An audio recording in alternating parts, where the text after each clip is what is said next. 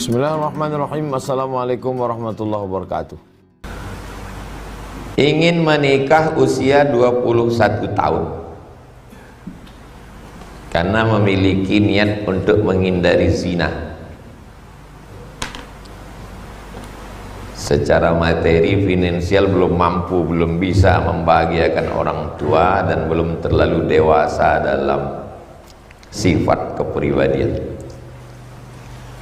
Saya pulang ke Pekanbaru ini saya lahir 1977, pulang ke Pekanbaru 2008. Berarti umur berapa saya balik kemari?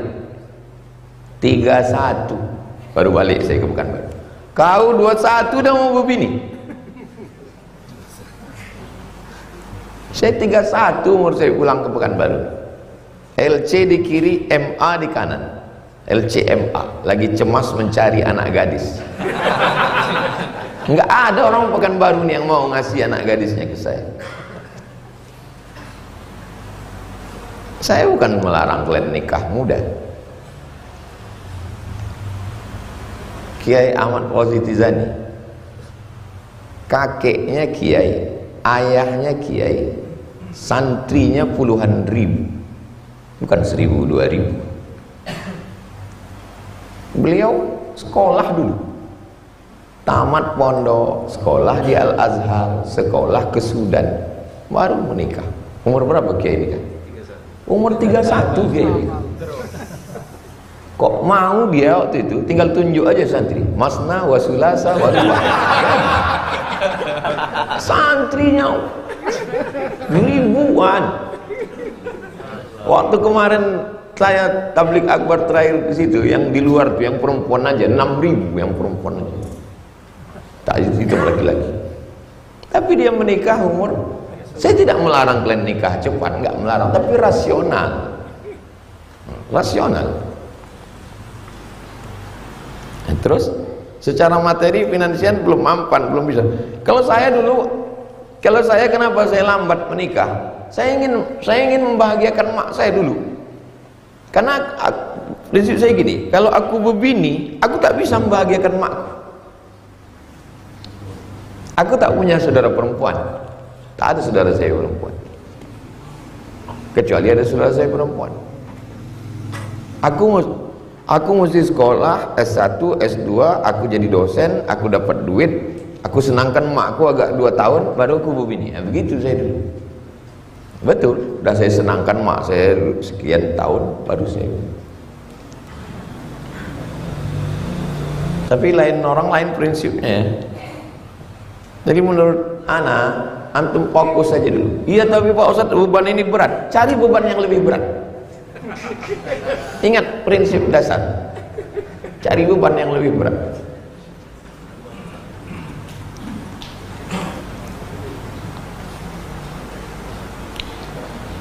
Ayah saya semasa hidupnya ibadahnya biasa saja. 4 bulan sebelum meninggal, almarhum mengalami stroke, terbaring tak bisa ngapa-ngapain.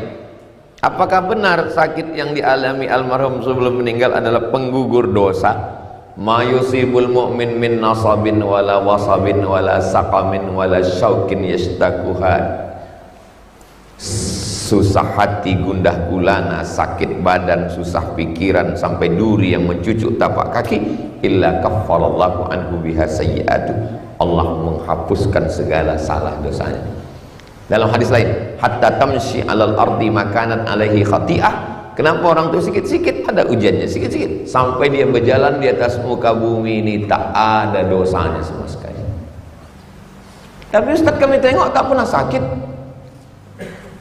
Saya sakit nggak pernah saya posting, karena kalau saya posting banyak yang ketawa.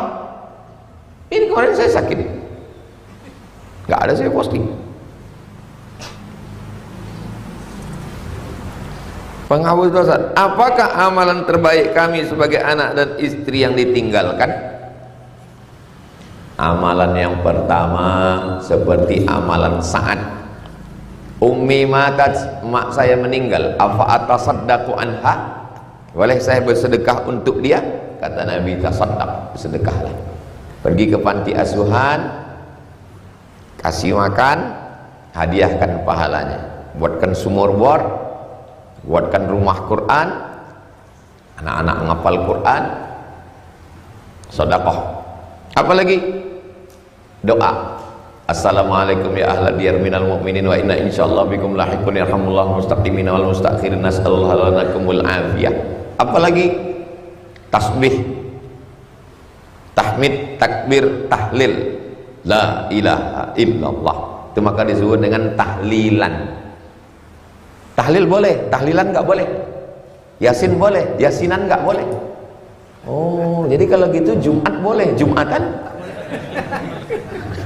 Ini logika apa lagi ini?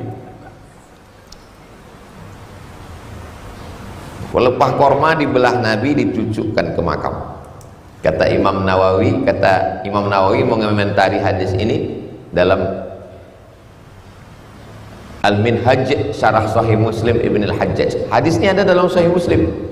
Dalam syarahnya disebut, kalau pelepah korma saja tasbihnya sampai ke orang mati, apalagi bacaan Quran orang beriman. Bacakan Quran, tasbih. Dalam Riyadhus Shalihin sudah kita kaji sebelumnya, apa kata Imam Syafi'i? Wa in khatimul Qur'ana kullahu kana hasanan. Kalau dikhatamkan sekhatam Quran bagus. Tak sanggup sekhatam Quran, Yasin. Tak sanggup Yasin, kulhu 3 kali, Al-Falaq, An-Nas, Al-Fatihah. Undang anak yatim fakir miskin, kasih makan rumah. Kalau ngundang anak yatim fakir miskin itu ngundang makan. Saya kalau ngundang anak yatim fakir miskin baca kulhu 3 kali, Al-Falaq, An-Nas, Al-Fatihah, la ilaha illallah. Dah. Ini ngundang anak yatim jam 5 suruh baca Yasin 3 kali. Ini mau ngundang makan atau menyiksa? Balik kasih duit 10.000.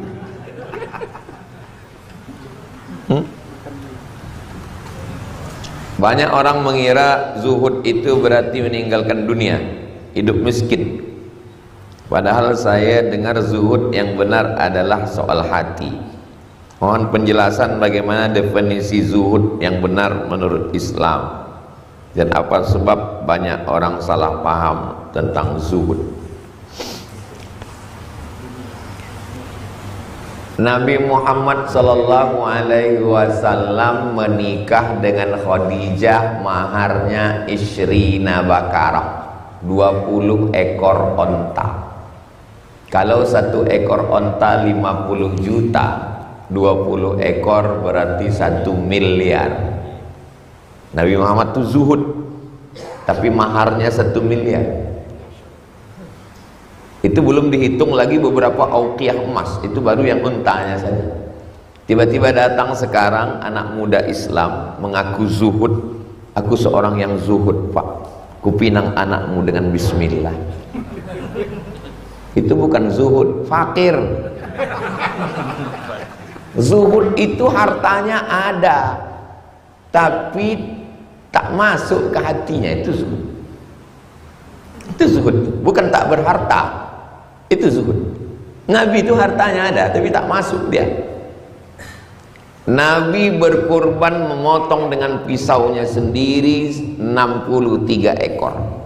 Dikasihnya pisau itu ke Sayyidina Ali, Ali memotong 37. 37 tambah 63, 100 ekor onta punya dia sendirian. 100 ekor onta. Tapi dia zuhud.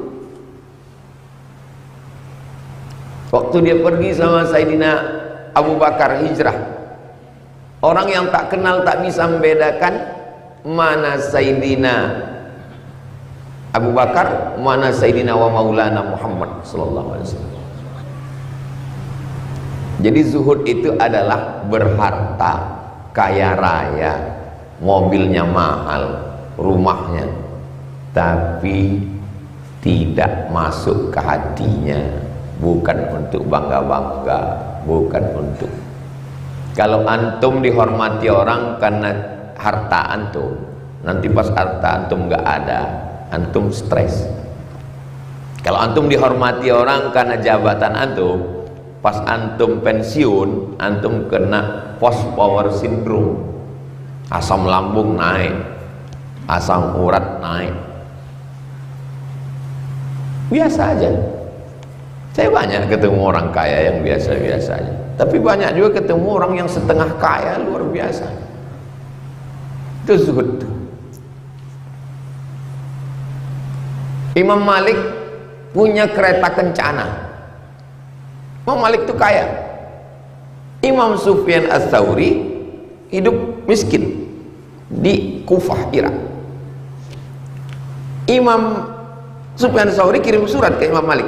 Malik, kabarnya kau punya kereta kencana di Madinah.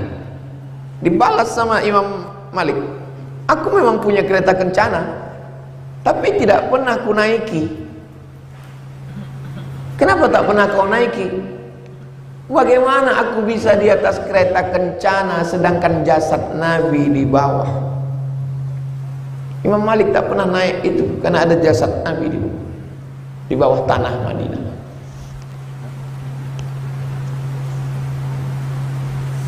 Apakah boleh infak anak yatim dibagikan ke anak piatu?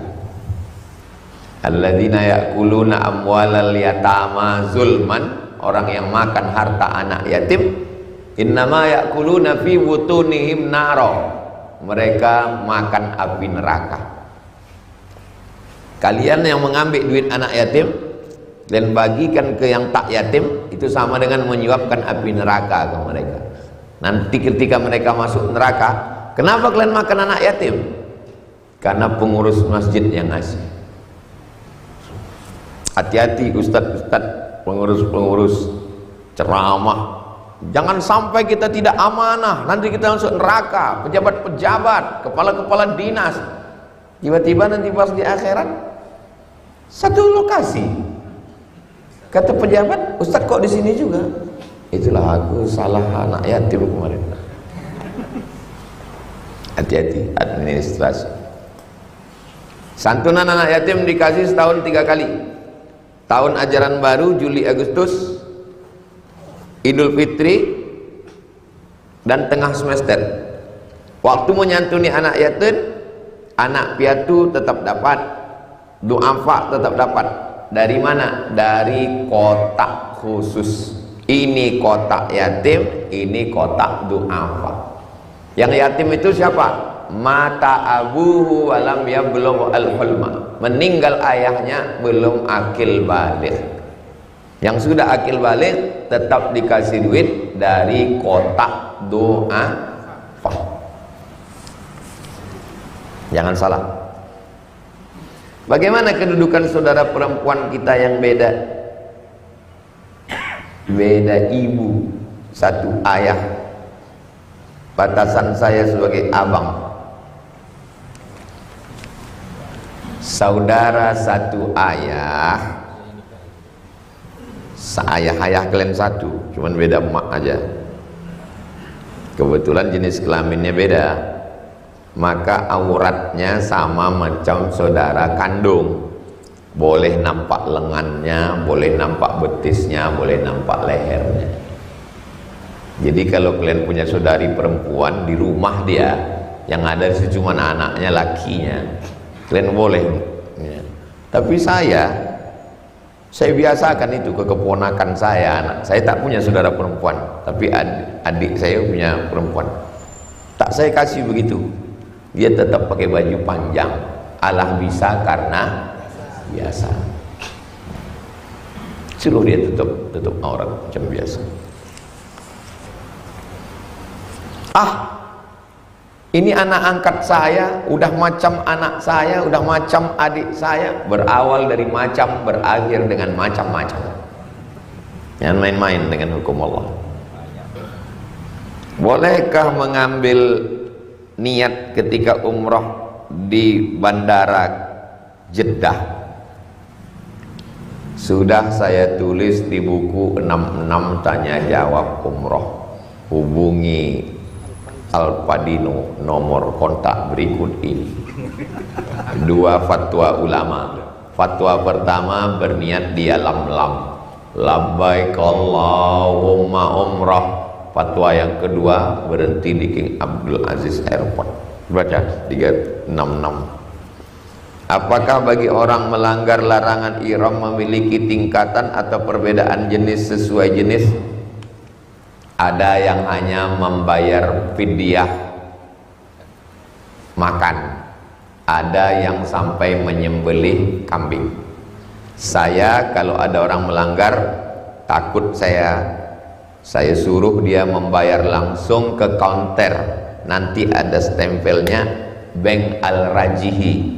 Kalau ngasih makan fakir miskin 90 rial, kalau yang motong kambing 600 rial. Jelas tidak kena tipu. Pulang saya dari ngurus kunci, naik ke atas, ibu-ibu udah pakai daster, tak pakai jilbab, nyendok nasi. Bapak-bapak pula udah pakai jaket. Saya bilang, kalian kena denda ini. Dendanya apa Pak Ustaz? Puasa atau potong kambing. Kalau puasa berapa? Kalau dendanya apa Pak Ustaz?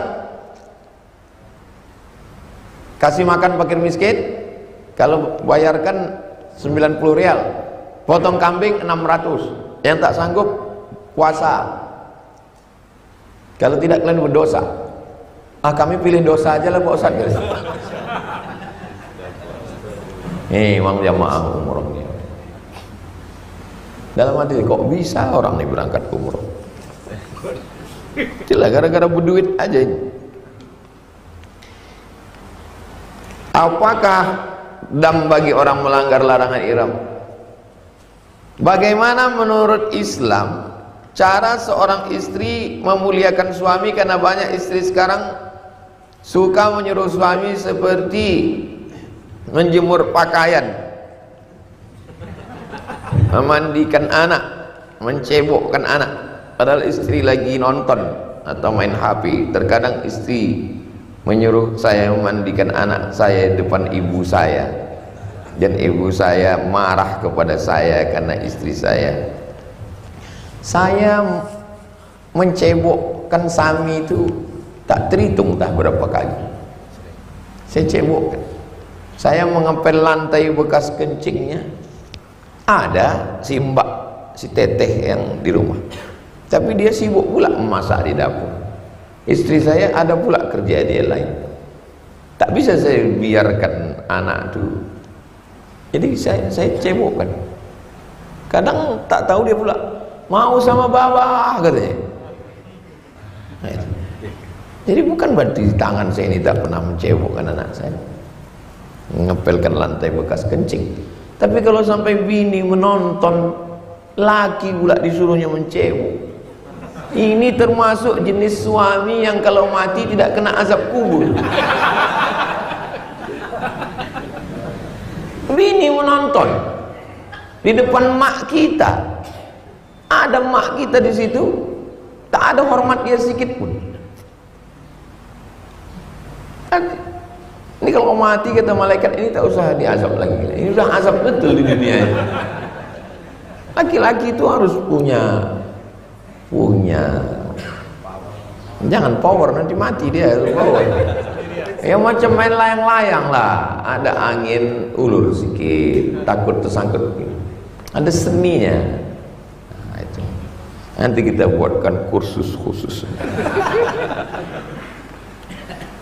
Udah, itulah kaji kita subuh ini, Masya Allah, barokah kedatangan Kiai, semangat kita, alhamdulillah.